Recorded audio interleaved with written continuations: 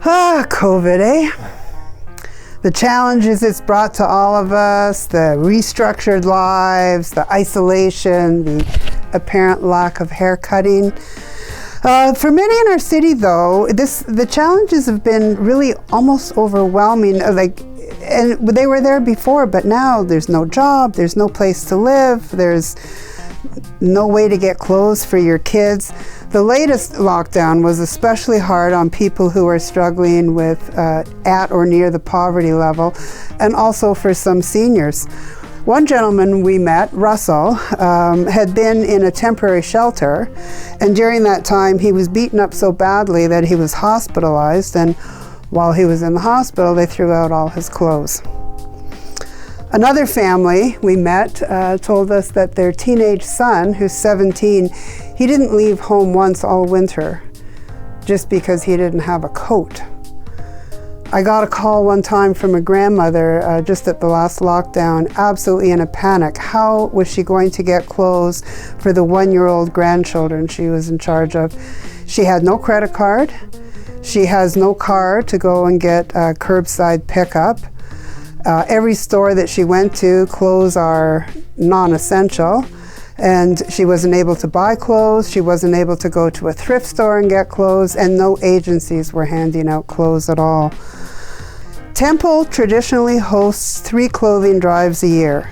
In the spring, we hand out summer clothes, bedding, household goods, and hygiene kits.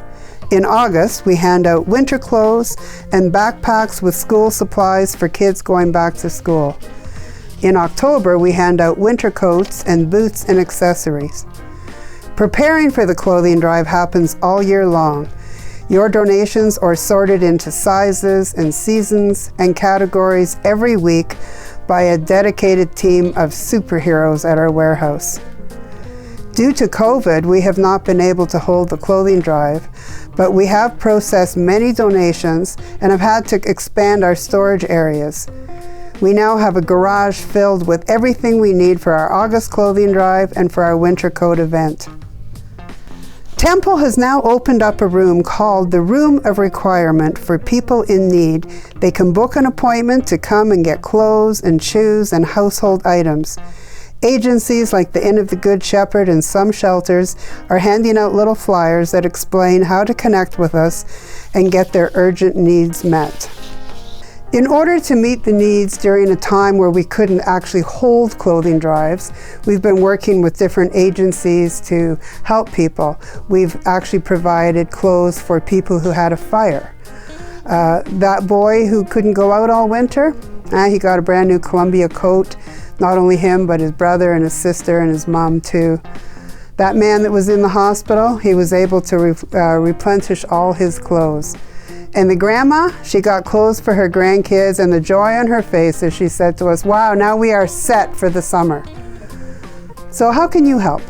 Well, number one, we still need donations. We especially need kids' clothes. Maybe you might consider buying some new sandals or a package of underwear. We need kitchen items. A lot of people are starting over again, coming out of shelters.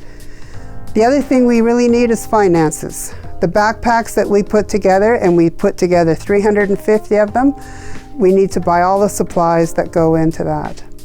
Also, if you would like to help us in the room, restocking the shelves, greeting the guests, please get a hold of us at clothingdrive@templebaptist.com. We'd love to hear from you.